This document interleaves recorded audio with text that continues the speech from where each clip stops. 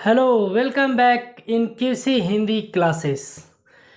आप सभी सम्मानित विद्यार्थियों का जो भी इस चैनल से जुड़े हुए हैं और जो विद्यार्थी अभी तक नहीं जुड़े हैं उनको भी हमारे चैनल की तरफ से हार्दिक स्वागत है, अभिनंदन है। आज हम जिस टॉपिक के बारे में बात करने वाले हैं या जिस टॉपिक के बारे में हम पढ़ने वाले हैं, ऑलरेडी इस टॉपिक से संबंधित एक वीडियो में डाल चुका हूं, अपलोड करके अपने इस चैनल पर। आप लोग उसको देख लीजिएगा। और आज का जो हमारा वीडियो है इसके आगे यानी जो हमारा टॉपिक चल रहा है वर्ब यानी क्रिया से संबंधित एक वीडियो में पहले ही डाल चुका हूं, अपलोड कर चुका हूं। अब उसके आगे हम लोग पढ़ेंगे। तो फर्स्ट वाले पार्ट में मैंने क्रिया की परिभाषा, क्रिया शब्द का निर्माण और क्रिया के प्रकार के बारे में मैंने काफ़ी सारी बातें डिस्कस किया था, बताया था। आज हम जो बात करने वाले हैं क्रिया चैप्टर से संबंधित वो है क्रिया के विभाजन, यानी क्रिया का जो विभाजन हुआ है, यानी इसके जो भेदों का विभाजन हुआ है, जो प्रकारों का विभाजन हुआ है, वो किन किन आधारों पर हुआ है, आज हम इस वीडियो के थ्रू जानेंगे, समझेंगे और पढ़ेंगे। जैसे कि आप लोग बोर्ड पर देख सकते हैं, मैंने साफ साफ शब्दों में लिखा है कि क्रिया की विभाजन दो आधार पे हुआ है। ध्यान दीजिएगा, सवाल यहाँ से भी उठता है, क्वेश्चन यहाँ से भी बनते हैं। कैसे बनते हैं ये उन्हीं लोगों को समझ में आएगा जो मेरा वीडियो शुरू से लेकर अंत तक देखेगा। मैंने क्रिया के विभाजन को दो आधार पे बांटा है। एक है कर्म या रचना के आधार पे और दूसरा है संरचना या प्रयोग के आधार पे। मैं यहीं पे जानकारी के लिए बता दूं कि जो भी कंपटीशन, जो बड़े लेवल के एग्ज़ाम होते हैं, सीटेट, टेट, आईएएस, पीसीएस, उसमें जो भी हिंदी के क्वेश्चन पूछे जाते हैं, इस चैप्टर से अगर संबंधित क्वेश्चन आते हैं तो ज़्यादातर क्वेश्चन यहीं से आता है। लेकिन सवाल ये है कि क्वेश्चन किस तरीके से पूछता है ये हमें जानना ज़रूरी है। देखिए, कभी कभी क्वेश्चन बनाता है या पूछता है कि कर्म के आधार पे, ध्यान दीजिएगा, बहुत ही इंपॉर्टेंट बातें मैं बता रहा हूँ। कभी कभी सवाल ये भी पूछता है कि कर्म के आधार पे क्रिया के कितने भेद होते हैं, या फिर सवाल ये भी पूछता क्या है, पूछा भी है कई कंपटीशन में कि रचना के आधार पे क्रिया के कितने भेद होते हैं। जवाब मेरा ध्यान दीजिएगा, मैं क्या कहना चाह रहा हूँ। सवाल, क्वेश्चन कैसे बनता है कि कर्म के आधार पे क्रिया के भेद कितने होते हैं, रचना के आधार पे क्रिया के कितने भेद होते हैं। तो आपको जानकारी के लिए मैं बता दूं, मैंने यहाँ पे नोट भी किया है कि चाहे वो कर्म के आधार पे पूछे चाहे रचना के आधार पे पूछे, क्रिया के दो भेद होते हैं। कौन कौन से? एक होता है अकर्मक क्रिया और एक होता है सकर्मक क्रिया। अब चलते हैं दूसरा पॉइंट, यानी दूसरा प्रकार जो है वो है संरचना या प्रयोग के आधार पे। फिर से मैं बता दे रहा हूँ, क्रिया से संबंधित सवाल पूछता है कि संरचना के आधार पे क्रिया के कितने भेद होते हैं या प्रयोग के आधार पे क्रिया के कितने भेद होते हैं। आप लोग बहुत सारी किताब पढ़े होंगे व्याकरण के, लेकिन किसी भी किताब में ये सारी चीज़ें एक ही जगह नहीं देता है। या तो सीधा सीधा देगा कि कर्म के आधार पे क्रिया के कितने भेद ये बतलाएगा, या सीधा ये देगा कि रचना के आधार पे क्रिया के इतने भेद होते हैं। लेकिन मैंने सारी चीज़ें एक जगह नोट कर दिया हूँ ताकि आपको समझने पढ़ने में कोई दिक्कत ना हो। संरचना या प्रयोग के आधार पे क्रिया के भेद बहुत सारे किताबों में 6 भी देता है, बहुत सारी किताबों में 5 भी देता है, लेकिन जो मैं पढ़ाने वाला हूँ वो हम 5 प्रकार से जानेंगे, पढ़ेंगे, समझेंगे। तो संरचना या प्रयोग के आधार पे क्रिया के 5 भेद, ये मेरा ऐसा मानना है। ये क्लियर नहीं है कि 5 ही होता है, लेकिन यहाँ पे ये क्लियर है कि 2 ही होता है। किसी किताब में 6 भी देता है, किसी किताब में 7 भी दे देता है, लेकिन हमें जो जानना है, हमें जो पढ़ना है वो 5 प्रकार के भेदों को जानना है। जैसे कि आप लोग देख सकते हैं बोर्ड पर मैंने नोट किया है, पहला जो होता है सामान्य क्रिया। सामान्य का मतलब होता है सिंपल, है ना, संयुक्त क्रिया। दूसरा है संयुक्त क्रिया, संयुक्त का मतलब जुड़ा हुआ। आगे हम सब सारे के बारे में एक एक चीज़, सारी उदाहरण, एग्जाम्पल, इसके डेफिनेशन के बारे में जब हम क्लियर करेंगे तो सारी चीज़ें क्लियर हो जाएगा। फिर है तीसरा जो भेद है प्रेरणार्थक क्रिया, ठीक है। चौथा जो भेद है पूर्वकालिक क्रिया, पूर्वकालिक क्रिया। और जो पांचवा इसका प्रकार है वो है नाम धातु क्रिया। तो इस तरह जो क्रिया का विभाजन हुआ है वो कर्म या रचना के आधार पे दो प्रकार होते हैं और संरचना या प्रयोग के आधार पे मैंने 5 प्रकार यहाँ पे नोट किया है, ठीक है। तो अब आइए हम सबसे पहले कर्म या रचना के आधार पे जानेंगे कि अकर्मक क्रिया क्या होता है और सकर्मक क्रिया क्या होता है, ठीक है। तो इसको और भी बेहतरीन तरीके से समझने के लिए हम देख सकते हैं कि मैंने सबसे पहले क्वेश्चन जो बनाया है वो है कर्म यानी रचना के आधार पे क्रिया के भेद। तो मैं आपको बता चुका हूं कि कर्म या रचना के आधार पे जब भी आपसे क्वेश्चन पूछे कि क्रिया के कितने भेद होते हैं तो 2 होते हैं। मैंने बताया अभी कि अकर्मक क्रिया और सकर्मक क्रिया। अब हम जो इसको विस्तृत से जानने वाले हैं कि अकर्मक क्रिया क्या होता है और सकर्मक क्रिया क्या होता है। अगर अकर्मक क्रिया वाक्य में कैसे हम पहचान करेंगे कि ये वाक्य अकर्मक क्रिया है और यह वाक्य सकर्मक क्रिया है, और ज़्यादातर क्वेश्चन यहीं से बनता है। आपको एक सिंपल वाक्य देगा और पूछेगा कि यह वाक्य अकर्मक क्रिया है या सकर्मक क्रिया है। तो आइए सबसे पहले हम जानेंगे कि अकर्मक क्या होता है, अकर्मक क्रिया किसे कहते हैं।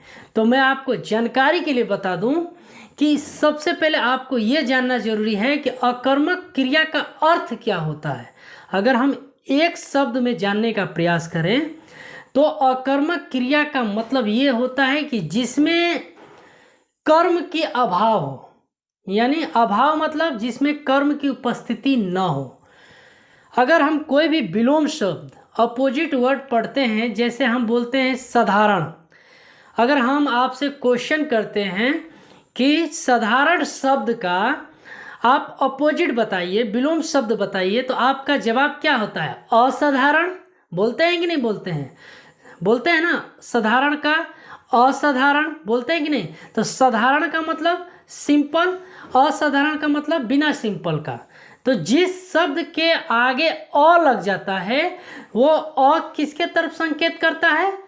अभाव, यानी न के बराबर प्रयोग वो शब्द उच्चारण करता है, न का उच्चारण करता है। जैसे मैंने यहाँ पे लिखा है साफ साफ शब्दों में कि अकर्मक का अर्थ होता है बिना कर्म का।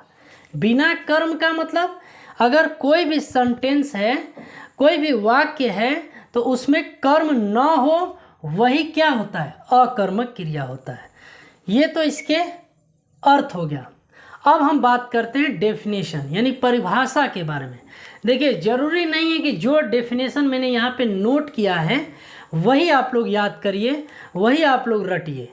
सिंपल सी बात है, जिस अपने तरीके से भी डेफिनेशन इसको बना सकते हैं। सीधा सीधा कह सकते हैं कि जिस वाक्य में कर्म की उपस्थिति हो, है ना, उपस्थिति न हो, है ना, जिसमें मौजूद न हो, कर्म गायब हो, कर्म की अभाव हो, है ना, सीधा सीधा क्रिया का जो फल पड़ता है कर्ता पर पड़ता हो, यानी सब्जेक्ट पर पड़ता हो, वही क्या होता है? अकर्मक क्रिया होता है। तो आइए, मैंने कुछ परिभाषा यहाँ पे नोट किया है, इसको देखते हैं।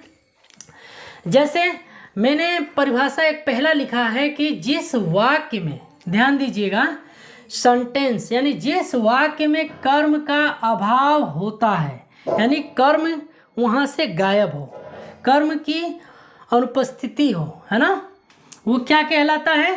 अकर्मक क्रिया कहलाता है। एक परिभाषा ये हुआ। दूसरा ये पे मैंने परिभाषा लिखा है कि जिस वाक्य में कर्म उपस्थित न हो, ध्यान दीजिए, उपस्थित मतलब प्रेजेंट न हो, अनुपस्थित हो, वो क्या कहलाता है? अकर्मक क्रिया कहलाता है। एक परिभाषा और मैंने लिखा है कि जिन क्रियाओं के साथ, ध्यान दीजिएगा, जो हम सेंटेंस पढ़ते हैं, और याद रखिएगा कोई भी सेंटेंस बिना क्रिया का कंप्लीट नहीं हो सकता है। कर्म के बिना सेंटेंस कंप्लीट हो सकता है, लेकिन क्रिया होना बहुत ज़रूरी होता है सेंटेंस में। बिना क्रिया का सेंटेंस कंप्लीट नहीं हो सकता है। तो मैं यही आप लोग को समझाना चाहता हूँ। जो तीसरा डेफिनेशन है कि जिन क्रियाओं के साथ कर्म की आवश्यकता नहीं होती है, अर्थात उस वाक्य में कर्म न हो, है ना, सिर्फ कर्ता हो और क्रिया हो, तब भी वो क्या कहलाता है? अकर्मक क्रिया कहलाता है। आई होप, मैं उम्मीद करता हूँ कि मेरे द्वारा दी गई जो भी डेफिनेशन है, जो भी बातें हैं, आप लोग को समझ में आ गई होगी। देखिए यहाँ पे मैंने अभी अभी आप लोग को बताया है कि ज़रूरी नहीं है कि जो मैं लिखा हूँ वही आप लोग याद करिए। आप लोग थोड़ा सा अपने दिमाग का इस्तेमाल करिए और डेफिनेशन तैयार हो जाएगा। डेफिनेशन इसलिए मेरे लिए बताना इम्पोर्टेंट है क्योंकि कभी कभी कंपटीशन में परिभाषा भी पूछ देता है सीधा सीधा कि जिस वाक्य में कर्म का अभाव होता है वो क्या कहलाता है ना, तो अकर्मक क्रिया, ऐसे पूछता रहता है क्वेश्चन। अब देखिए, जैसे हम लोग मैथ में फार्मूला पढ़ते हैं तो उसी तरह मैं यहाँ पे एक फार्मूला लिख दे रहा हूँ। हम लोग ऐसे भी लिख सकते हैं कि कर्ता, ध्यान दीजिएगा, कर्ता और प्लस क्रिया, कर्ता प्लस क्रिया इजकल टू अकर्मक क्रिया। हो सकता है कि नहीं हो सकता है? अकर्मक क्रिया मैंने यहाँ पे सूत्र भी लिख दिया, जबकि ऐसा सूत्र किसी भी किताब में देखने को नहीं मिलेगा। ये सिर्फ सूत्र मैंने आप लोग को समझाने के लिए लिखा है, आप लोग देख सकते हैं। और मैं यही परिभाषा भी बता रहा हूँ कि जिस वाक्य में कर्ता हो और क्रिया हो और कर्म के अभाव हो, अर्थात कर्म अनुपस्थित हो, वही क्या कहलाता है? अकर्मक क्रिया होता है। तो मैंने इसको समझने के लिए, बेहतर तरीके से आपको समझाने के लिए मैंने एक सूत्र भी लिख दिया है कि कर्ता, यानी जिस वाक्य में कर्ता हो और क्रिया हो वो क्या कहलाता है? अकर्मक क्रिया कहलाता है। एक परिभाषा यहाँ पे भी तैयार हो गया। या फिर जिस वाक्य में कर्म गायब हो, उपस्थित न हो, अभाव हो, है ना, कर्म अभाव हो, वो भी क्या कहलाता है? अकर्मक क्रिया कहलाता है। तो आप लोग यहाँ पे सूत्र नोट जरूर कर लीजिएगा, ये किसी भी किताब में ऐसा देखने को नहीं मिलेगा। ये मेरे द्वारा पढ़ाया गया एक्सपीरियंस है। आप लोग को मैं आशा करता हूँ कि जो बच्चे या बच्चियाँ जो भी मेरे वीडियो को देख रहे हैं उनको ये काफ़ी अच्छा काम करेगा समझने के लिए। अब हम चलते हैं अकर्मक क्रिया को कैसे पहचानेंगे, उसके कुछ उदाहरणों के द्वारा हम समझेंगे। तो आइए अकर्मक क्रिया के उदाहरण को देखते हैं। तो अब हम बात करने वाले हैं एग्जाम्पल्स के बारे में, यानी अकर्मक क्रिया के जो उदाहरण हैं, किस टाइप के एग्जाम में सेंटेंस आते हैं उसको हम लोग देखेंगे। जैसे मैं एक पहला उदाहरण ले रहा हूँ कि कुत्ता सोता है, कुत्ता सोता है, ठीक है। This is my first examples. दूसरा एग्जाम्पल लेते हैं हम लोग, मीरा गाती है, मीरा गाती है। और तीसरा एग्जाम्पल लेते हैं, सपोज डेट गौरव पढ़ता है। आप लोग देख सकते हैं यहाँ पे मैंने 3 एग्जाम्पल लिया है। इन्हीं 3 एग्जाम्पल से हम लोग समझेंगे और ये पकड़ने का पूरा प्रयास करेंगे कि अकर्मक क्रिया है तो कैसे है। अगर मैं आपसे पूछूं इस सेंटेंस में कुत्ता सोता है, अगर इस सेंटेंस में अगर हम कर्ता की बात करें यानी सब्जेक्ट की बात करें तो कुत्ता क्या हो गया? कर्ता हो गया ना। और सोना क्या है? आपका क्रिया है। लेकिन यहाँ पे कर्म गायब है, देख सकते हैं यहाँ पे कर्म नहीं है, यानी कर्म का अभाव है। कुत्ता सोता है, कितना सोता है ये भी हमको समझना है कि जिस सेंटेंस से हमें क्या, कितना, किसको, यानी क्वेश्चन, जब भी क्वेश्चन वाले शब्द देखने को मिलेगा तो आप जब भी क्या, कितना, कैसे, ऐसे शब्द से हमें प्रश्न सुनने को मिलता है तब भी वहाँ पे अकर्मक क्रिया होता है। ये सबसे बड़ी पहचान होती है। दूसरा एग्जाम्पल हम लोग देखते हैं, मीरा गाती है। मीरा क्या हो गया? कर्ता हो गया, ठीक है। गाती क्या है? क्रिया हो गया। आप लोग इसमें भी देख सकते हैं कर्म का अभाव है, कर्म नहीं है। तीसरा देखिए सेंटेंस, गौरव पढ़ता है, तो गौरव आपका कर्ता हो गया और पढ़ना आपका क्रिया हो गया। तो क्वेश्चन हमारा क्या है कि जिस वाक्य में, जिस सेंटेंस में कर्म का अभाव हो, अर्थात कर्म की उपस्थिति न हो, वही क्या कहलाता है, अकर्मक क्रिया। मैंने एग्जाम्पल के माध्यम से आप लोग को यहाँ पे क्लियर कर दिया है, देख सकते हैं। और मैंने परिभाषा भी लिखा था, एक सूत्र भी बताया, कर्ता प्लस क्रिया इक्वल टू अकर्मक क्रिया, मैंने बताया था ना, यही चीज़ यहाँ पे है। या फिर एक दूसरा चीज़ हम पहचान कैसे करेंगे अकर्मक क्रिया का, तो एक दूसरा तरीका ये भी है कि जिस सेंटेंस से हमें कितना, क्यों, कैसे, कब, यानी क्वेश्चन वाले शब्द सुनने को मिले, देखने को मिले, यानी जब भी आपसे प्रश्न करे, जिस वाक्य में कुत्ता सोता है, कितना सोता है, गौरव पढ़ता है, क्या पढ़ता है, मीरा गाती है, क्या गाती है, देख सकते हैं आप लोग। क्वेश्चन आ रहा है कि नहीं आ रहा है, क्या, कितना, कब, कितना। तो जब भी ऐसे क्वेश्चन वाले शब्द सुनने को मिले या देखने को मिले, तो वही क्या कहलाता है, अकर्मक क्रिया कहलाता है। आई होप, मैं उम्मीद करता हूँ कि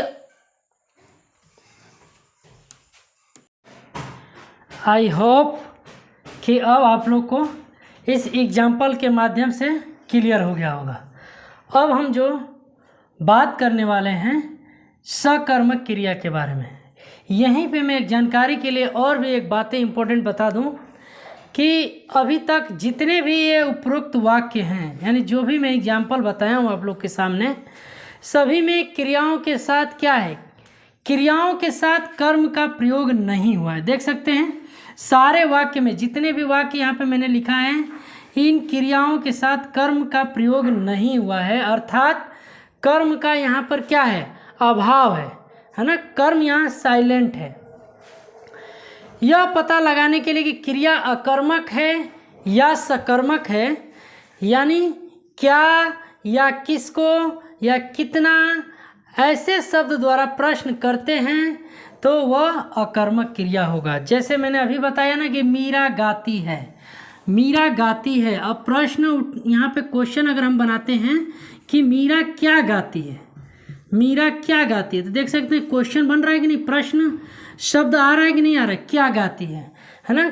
फिर बच्चा सोता है, कितना सोता है, तो क्वेश्चन बन रहा है कि नहीं। तो जब भी जिन वाक्यों में ऐसे शब्द प्रश्न बने या ऐसे शब्द द्वारा प्रश्न किए जाते हैं, तो वही क्या कहलाते हैं, अकर्मक क्रिया कहलाते हैं। आई होप, मैं उम्मीद करता हूँ कि अब आप लोग को क्लियर हो गया होगा। अब चलते हैं जो इसका दूसरा प्रकार है सकर्मक क्रिया। सकर्मक क्रिया क्या होता है, सकर्मक क्रिया की पहचान कैसे करेंगे, आइए उसको भी देखते हैं। तो दूसरा जो इसका कर्म के आधार पर जो दूसरा भेद है वो है सकर्मक क्रिया। सकर्मक क्रिया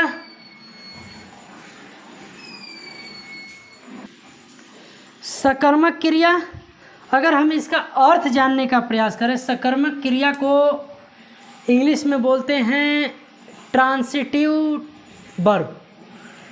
अगर हम सकर्मक क्रिया का अर्थ जानने का प्रयास करें तो कह सकते हैं कि सकर्मक क्रिया का अर्थ होता है, यानी सकर्मक का अर्थ होता है,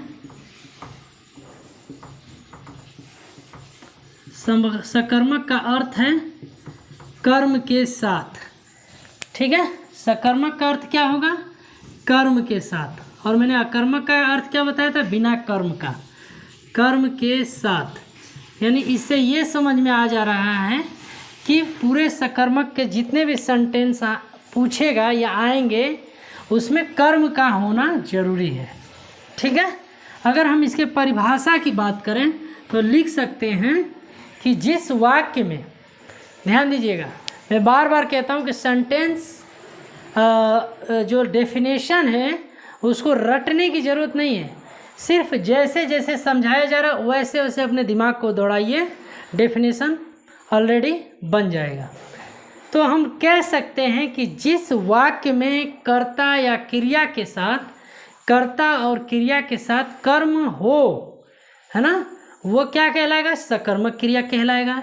या फिर जिस वाक्य में कर्म की उपस्थिति हो, है ना, कर्म का उपस्थिति हो वह सकर्मक क्रिया कहलाएगा, है ना। या फिर कह सकते हैं कि जिस वाक्य में क्रिया का प्रभाव यानी क्रिया का फल कर्म पे पड़ता हो। ध्यान दीजिएगा, अकर्मक में हमने क्या बताया था, क्रिया का फल कर्ता पर पड़ता है तो अकर्मक कहलाता है। लेकिन यहाँ पर थोड़ा सा चेंज होगा। क्यों? क्योंकि सकर्मक मतलब जिसमें कर्म हो और क्रिया का अप्रभाव किस पे पड़ेगा, कर्म पे पड़ेगा। यानी कह सकते हैं कि क्रिया का सीधा सीधा फल जो कर्म पे पड़ता है वो क्या कहलाएगा, सकर्मक क्रिया कहलाएगा। आई होप, मैं उम्मीद करता हूँ कि अब इसकी परिभाषा भी आप लोग को समझ में आ गया होगा। मैं यहाँ पे एक परिभाषा लिख दे रहा हूँ, आप लोग जरूर लिख लीजिएगा। मैंने एक परिभाषा लिखा है कि जिस क्रिया के में देख सकते हैं आप लोग, जिस क्रिया में आवश्यकता अनुसार कर्म का प्रयोग किया जाता है वह सकर्मक क्रिया कहलाता है। देख सकते हैं, जैसे उदाहरण मैंने लिखा, वाल्मीकि